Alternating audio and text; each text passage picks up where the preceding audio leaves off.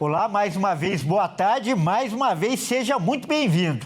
Nós estamos ao vivo, agora são 15 horas e 30 minutos pontualmente, pelo horário de Brasília. Eu sou o Kleber Werneck e a partir de agora você confere comigo as principais notícias nesta edição da tarde do Redação HIT. Olha só, nós vamos começar essa edição falando da FIPAM, que é a Feira de Panificação e Confeitaria da América Latina, evento que começa hoje em São Paulo. E esse evento vai promover nesse ano um campeonato internacional de pães. Olha que interessante. O Fernando Jesus, nosso repórter, ele está lá e vai trazer informações agora ao vivo para a gente. Vamos ver o Fernando aí. Boa tarde, Fernando. Já comeu muito pão por aí? Como que você está? Boa tarde, Kleber. Boa tarde a todos de casa que acompanham o Redação HIT. Ainda não comi nenhum pão, mas pretendo, viu? Olha, eu tô aqui na Expo Center Norte, localizado na zona norte da capital paulista, onde está acontecendo a FIPAM.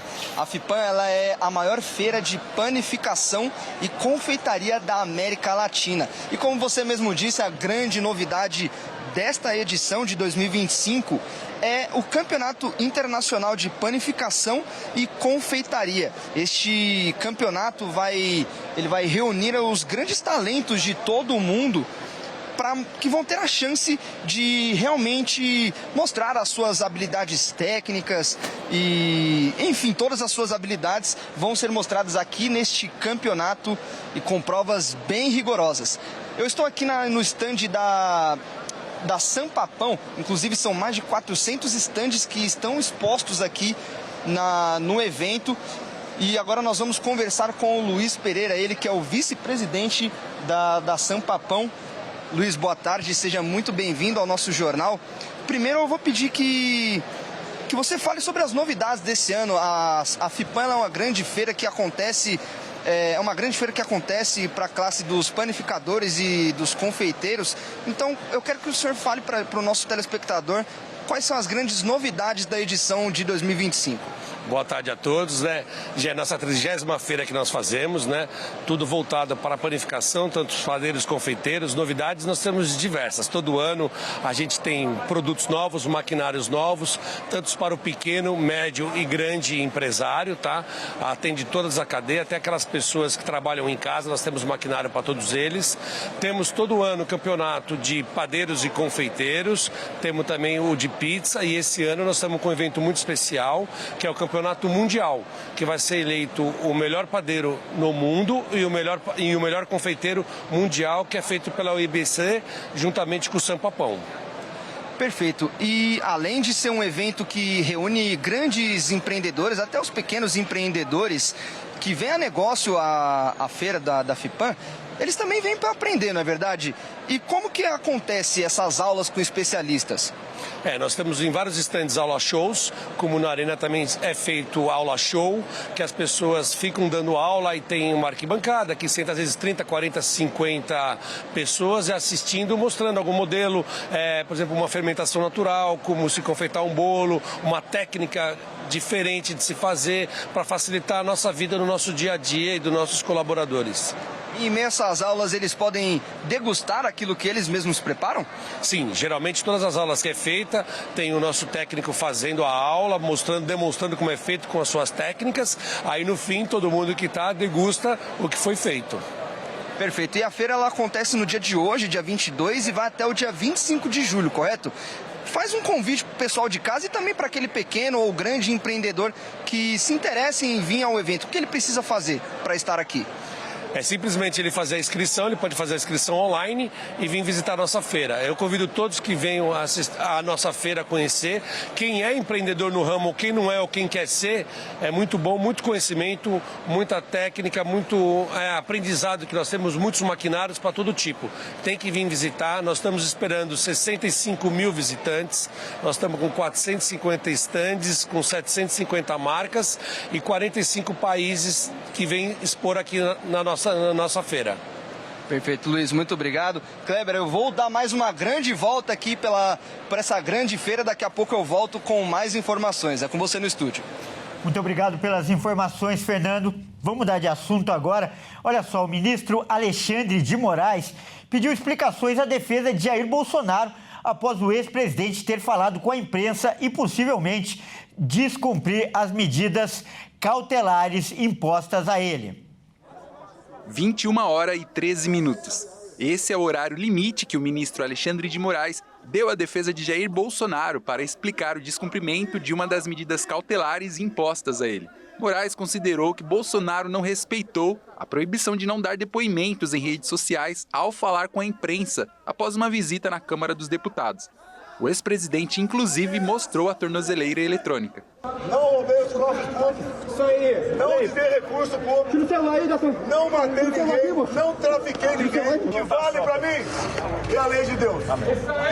Essa tornozeleira é a libertação do Brasil. Após esse episódio, Alexandre de Moraes deu 24 horas para que os advogados de Bolsonaro prestem esclarecimentos sobre o descumprimento da medida e, caso as justificativas da defesa não convençam o ministro, Jair Bolsonaro pode ter ainda hoje a prisão decretada. Com certeza, esse é um tema que vem causando grande polêmica e é o tema da nossa entrevista de hoje. E para falar mais sobre o assunto, nós vamos conversar agora com um especialista. O nosso convidado é o doutor Caio Battini, que é professor de Direito Tributário, Direito Econômico e também especialista em política. Doutor Caio, seja muito bem-vindo, eu lhe sigo, acompanho muito seus conteúdos na rede social e é um prazer tê-lo aqui no nosso jornal. Prazer estar com você, Kleber, e com todos os amigos da Rede TV. E, doutor, pelo cenário que se desenha, a prisão do ex-presidente Jair Bolsonaro parece iminente, uma questão de horas? Kleber, essa é uma pergunta que exige muita responsabilidade na resposta, porque a palavra prisão, quando usada no contexto de um ex-presidente da República, ela tem efeitos jurídicos, políticos e sociais que são imediatos. Então, do ponto de vista técnico, não se pode falar em prisão iminente sem que estejam presentes os requisitos legais previstos no Código de Processo Penal, notadamente no artigo 312. Uma prisão cautelar, seja ela preventiva ou temporária, ela só pode ser decretada em casos bem delimitados. Então, risco à ordem pública, risco à ordem econômica, perigo para a instrução criminal ou ainda para a aplicação da lei penal. E tudo isso precisa estar comprovadamente fundamentado nos autos, com elementos concretos e não mera ilações políticas ou construções narrativas. Então, até esse momento, não há uma informação oficial de que o Supremo Tribunal Federal ou qualquer outro juízo competente tenha expedido mandado de prisão contra o ex-presidente. O que temos são indícios, comentários de bastidores e uma certa ansiedade por parte dos atores políticos e também da opinião pública, mas isso não vai substituir o devido processo legal. E é importante ainda ressaltar, Kleber, que o próprio ministro Luiz Fux, recentemente, ele ponderou que não se pode decretar uma prisão com base apenas em suposições ou no calor político. Ele lembrou, inclusive, que qualquer restrição à liberdade exige provas robustas e respeito à legalidade estrita, ou seja, não há prisão automática em um Estado democrático de direito. Então, portanto, se a pergunta é, há clima político para isso? Sim, há clima político. Mas se a pergunta é, há base jurídica suficiente e elementos formais nos autos para uma prisão imediata? Até agora não. Não há essa confirmação. E o direito penal ele não pode funcionar como um instrumento de antecipação política ou de vingança institucional. Doutor, primeiro quero comentar que eu gostei muito da sua responsabilidade ao comentar o assunto e da sua abordagem extremamente técnica legal. Porém, como o senhor disse, há um aspecto político. E quando eu disse iminente, isso partiu, essa palavra e essa interpretação ou essa projeção partiu do próprio grupo de apoio do Bolsonaro ali, dos aliados dele. Isso a própria mídia hoje está divulgando. Então, considerando esse clima até de animosidade que tem se manifestado entre o judiciário e a defesa e o próprio Bolsonaro, e também esses aspectos políticos, até essa fiscalização muito próxima de todos os passos dele e essa indagação, tudo isso leva a crer que a prisão é uma possibilidade muito próxima? Kleber, eu presto muito bem atenção e eu sei da responsabilidade da imprensa e notadamente da responsabilidade da Rede TV, a responsabilidade sua em relação ao que é comentado, e eu sei que isso é uma informação que advém tanto da base governista quanto da própria oposição.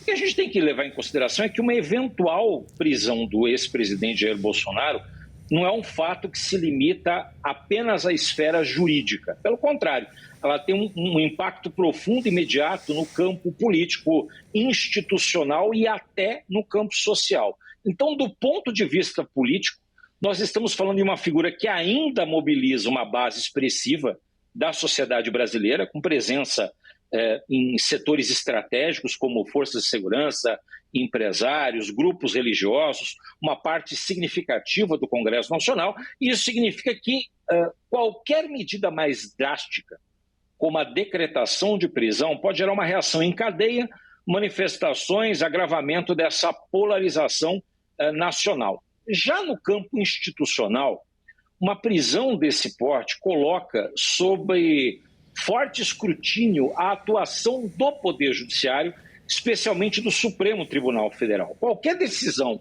que não esteja muito bem fundamentada, que não seja absolutamente cristalina do ponto de vista técnico, pode ser percebida com ou sem razão como uma medida de viés político. Então isso corrói a legitimidade institucional e fere a credibilidade da justiça, o que é extremamente perigoso em tempos de desconfiança e de tensão social. E a gente precisa reconhecer que nós vivemos num ambiente de radicalização política. E medidas excepcionais, ainda que eventualmente justificáveis do ponto de vista legal, podem ser percebidas por parcelas da sociedade como atos de perseguição. Então, o risco nesse sentido é o de transformar uma decisão judicial pontual em um elemento de instabilidade institucional permanente. Então, por isso que uma eventual prisão de Bolsonaro tem consequências políticas seríssimas e o Brasil precisa estar institucionalmente preparado para absorver esse impacto com maturidade democrática. Muito interessante a sua resposta, e essa polarização não vem de agora, já vem de algum tempo. Mas você acredita que ela atingiu o ponto máximo, ou está caminhando para atingir o ponto máximo? E uma prisão também repercutiria em mais retaliações do governo norte-americano, especialmente do presidente Donald Trump. Isso poderia acarretar em mais prejuízos, tanto para o setor empresarial e principalmente para o cidadão comum que está aí vivendo o dia a dia do país? Kleber, a polarização política no Brasil não é um fenômeno novo, mas ela vem se agravando nos últimos anos de forma preocupante. O que antes era uma disputa saudável de projetos passou a ser uma espécie de guerra moral e identitária, onde adversários políticos são tratados como inimigos a serem eliminados. Isso não tem impactos profundos e perigosos, né, sobre a vida democrática. É muito, muito sério. A economia também sofre com isso e até a convivência cotidiana. Veja, do ponto de vista institucional, esse clima de permanente conflito enfraquece o diálogo entre os poderes, compromete a estabilidade jurídica, paralisa a construção de consensos essenciais para reformas estruturantes, como está acontecendo aí na sequência da reforma tributária, da reforma administrativa, da consolidação do novo arcabouço fiscal. Então, o resultado é um país travado, com desconfiança mútua e uma paralisia decisória. Apontando o que você questionou na esfera econômica, o custo da polarização é altíssimo. Investidores, eles exigem previsibilidade, exigem segurança jurídica, exigem estabilidade institucional. Quando o cenário político é marcado por tensões constantes, ameaças de ruptura, conflitos entre judiciário, executivo e legislativo, o Brasil perde a atratividade como destino de capital. O dólar sobe, os juros permanecem elevados e quem paga a conta são as famílias, os trabalhadores, as empresas que têm menos crédito, menos crescimento e mais incertezas. E é óbvio que o reflexo disso tudo chega ao cidadão comum. Alimentos mais caros, desemprego, retração do consumo, a perda de confiança no futuro, a economia não responde bem a ruídos políticos. Ela exige uma racionalidade e moderação. Então, por isso, a continuidade dessa polarização, com episódios cada vez mais extremos, como uma eventual prisão com forte carga simbólica, pode sim afetar diretamente a vida concreta dos brasileiros, sem falar justamente dessa situação que envolve os trâmites que estão sendo adotados hoje pelo presidente estadunidense Donald Trump. Doutor Martini, queria dizer que é um grande prazer conversar com você, uma conversa de altíssimo nível. Eu sempre aprendo, o meu telespectador aprende com você e por isso eu quero lhe agradecer muito. Nós acabamos de conversar com o doutor Caio Martini. Muito obrigado pela participação, doutor. Kleber, eu agradeço a você e todos os amigos da Rede TV. Um forte abraço. Grande abraço. Vamos mudar de assunto agora para fazer um giro pelo país com os nossos repórteres. Vamos saber o que é notícia nesta terça-feira. E olha só, a Justiça do Rio de Janeiro determinou a prisão preventiva do rapper Oruan. Ele é acusado de 7 crimes. Vamos ver os detalhes agora com o Anderson Nascimento. O cantor Oruan e alguns amigos atacaram policiais e impediram o cumprimento de um mandado de busca e apreensão contra um menor procurado por roubo na noite da última segunda-feira. A Delegacia de Repressão a Entorpecentes obteve a informação de que na casa de Oruan estava um adolescente de 17 anos, identificado como Menor Pio, um dos maiores ladrões de veículos do estado do Rio e segurança do traficante DOCA.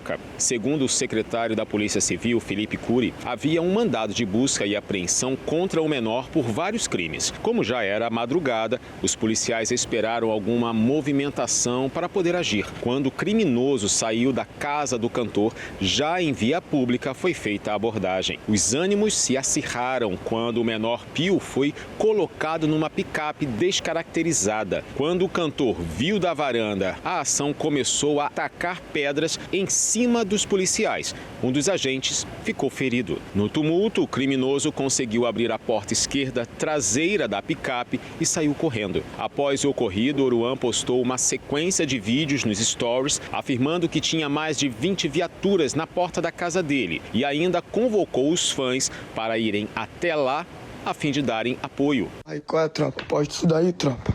Tem mais de 20 viaturas na porta da minha casa, tropa. O mesmo delegado que me prendeu, Oruan conseguiu deixar a casa e em um vídeo ele diz que foi para o Complexo da Penha. Aí eu quero ver você vir aqui, pô, e pegar aqui dentro do complexo. Não vai me pegar só pra ter que vocês pegam. Lá no João você vai me vergonhar mesmo. Na troca de nada, agora você vai inventar um bagulho na internet. Mas não tem troca, hein? Nós é artista. Eu toco com o Travis Scott e eu sou filho do Martins. Aí é fácil. Na minha família aí, ó, tinha respeitado, saber na minha casa fazer o que vocês querem fazer. Nós vai ver aqui agora, pô. Tô aqui na Penha, vem. Vocês querem que eu vire o bandido, que eu me revolte, né? Dentro da casa do rapper foi preso Pablo Ricardo Paula, que foi um dos que tacaram pedras nos agentes e ainda desacatou a autoridade policial. O plantão judiciário do Tribunal de Justiça do Rio expediu na manhã desta terça-feira um mandado de prisão preventiva contra Oruan. A ordem de prisão foi emitida pela juíza Anne Cristine Schelling Santos. O rapper vai responder por tráfico de drogas, associação ao tráfico de drogas, resistência, desacato, dano, ameaça e lesão corporal. Olha, excelente essa reportagem do Anderson Nascimento. Vamos voltar então agora a falar com o Fernando Jesus, que está lá na FIPAM e vai trazer mais novidades desse grande evento. Vamos ver o Fernando aqui na tela. Fernando, quais as novidades que você traz aí, por favor? Kleber, eu continuo aqui na FIPAM, a Feira de Panificação e Confeitaria. E lembra que eu falei que aqui a grande novidade deste ano é o Campeonato Internacional? Pois bem, estamos aqui aqui acabou de acontecer uma avaliação de panificação.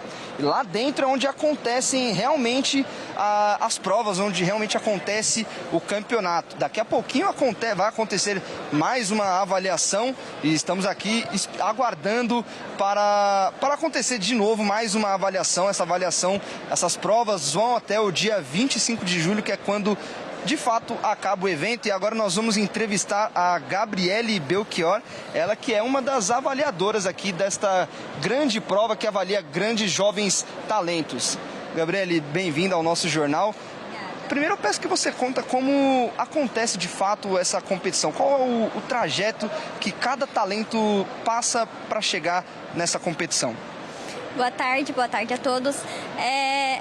O caminho até aqui é um caminho um pouco longo, é um caminho de bastante treinamento. A gente foi selecionado, nós somos do Senai, o pessoal que representa o Brasil, foi selecionado pelo Senai. E nós estamos nesse trajeto de treinamento desde o começo do ano, então desde janeiro ali a gente já tinha sido selecionado. E aí desde esse tempo a gente vem treinando, vem fazendo simulados, simulando o que vai acontecer realmente aqui na prova, né? E aí é muita tensão, é emoção, é uma prova que exige bastante, até porque é uma prova de nível mundial, os critérios são bem acima, a régua é bem acima, mas a gente treina bastante para chegar aqui e fazer o nosso melhor.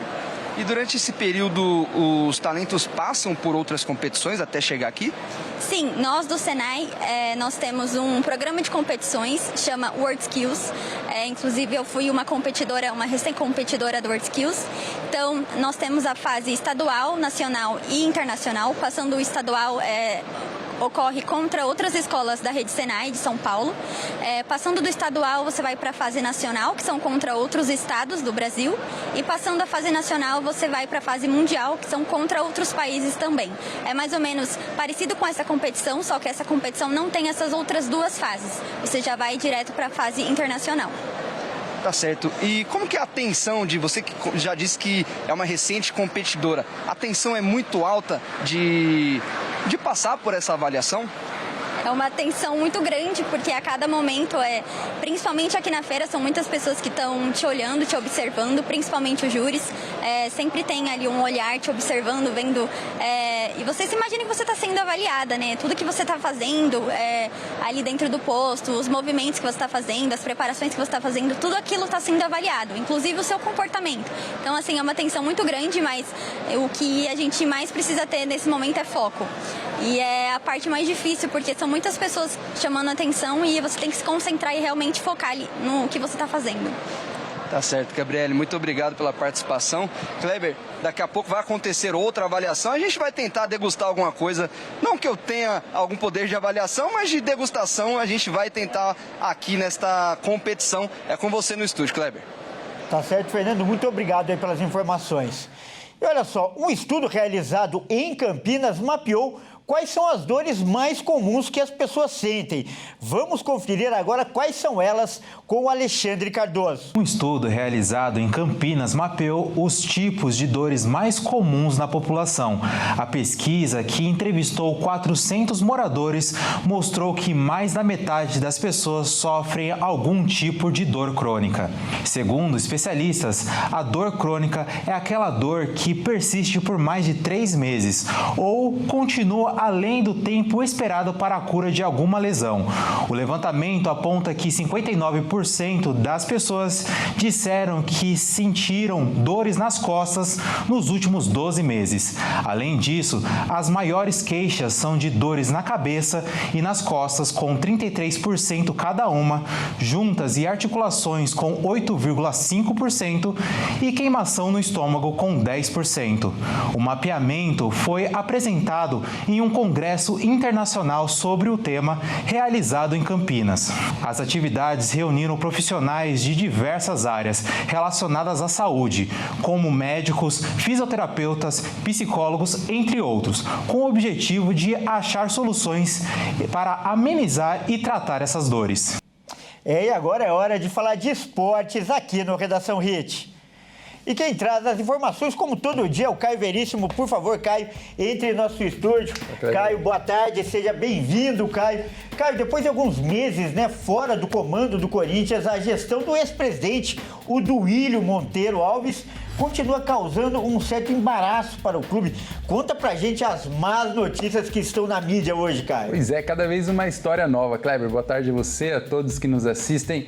Bom, dessa vez um relatório das despesas do Timão, ainda da gestão do ex-presidente Duílio, veio a público e olha, algumas aquisições bem esquisitas chamaram a atenção. Um relatório de despesas e declarações do Corinthians se tornou público e mostrou que o clube pagou uma série de produtos e serviços supostamente para uso pessoal durante a gestão do ex-presidente Duílio Monteiro Alves, que comandou o clube entre 2021 e 2023. Os gastos são comprovados por notas e cupons fiscais. Entre os dias 26 de setembro e 31 de outubro de 2023, 176 compras foram declaradas. O valor total das despesas é de R$ 86.500. Na relação das compras, aparecem estabelecimentos como farmácias, supermercados, restaurantes, salão de beleza e lavanderia. Dentre os produtos adquiridos no dia 3 de outubro de 2023 em Fortaleza, estão estimulantes sexuais, flores, borboletas ornamentais, cervejas, barbeadores e chicletes. Nesta data, o Corinthians enfrentou o Fortaleza na capital cearense pela semifinal da Copa Sul-Americana, quando perdeu por 2-0 e acabou eliminado do torneio. O documento é assinado por Denilson Grilo, conhecido como Carioca, que foi motorista de Duílio enquanto ele era presidente. O ex-funcionário do clube diz não reconhecer a planilha nem a assinatura. A maior parte dos comprovantes anexados ao relatório não tem o comprador identificado, mas há notas e cupons fiscais com o nome e CPF de Duílio e Denilson, além dos endereços residenciais deles.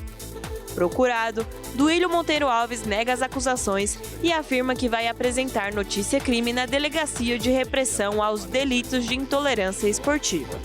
Ele diz que as denúncias têm motivações políticas claras e visam comprometer a sua imagem.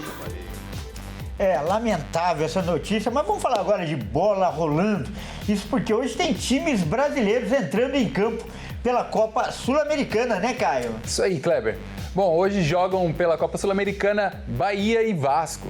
O time baiano vai até a Colômbia para um jogo difícil fora de casa. Já o Vascão vai precisar jogar a melhor partida do ano para se classificar. Vasco e Bahia entram em campo nesta quarta-feira, pelo jogo de volta dos playoffs da Copa Sul-Americana. O gigante da colina terá uma missão quase impossível: tirar a diferença de 4 gols sofridos no jogo da ida, no Equador. A equipe comandada por Fernando Diniz teve Lucas Piton expulso logo no início e acabou jogando a partida praticamente inteira com 1 a menos. Os cariocas só se classificam no tempo normal caso vençam por 5 gols. Se o Cruz Maltino vencer a partida por 4 gols, a partida será definida nos pênaltis. A última vez que o Vasco venceu uma partida por 5 gols foi em 2023, quando goleou o Resende pelo Campeonato Carioca. Além de Lucas Piton, Fernando Diniz não poderá contar com Coutinho, GB, Lucas Freitas e Adson, todos no DM do clube. Já o Bahia viaja até a Colômbia para encarar o América de Cali. A partida de ida terminou em um empate sem gols na Arena Fonte Nova. O tricolor está invicto a 6 jogos e quer manter o bom retrospecto fora de casa na competição de 1 vitória, 2 empates e 1 derrota, e se classificar para as oitavas de final da Copa Sul-Americana. Isso aí, Kleber. Fico por aqui. Um abraço a você e a todos que nos acompanham. Muito obrigado pelas informações, Caio, e até mais. Bom, é isso aí, essa edição fica por aqui. Eu agradeço demais pela sua companhia. E você que não nos acompanha pela RIS TV, fique agora com a sua programação local. Ótima tarde e até mais.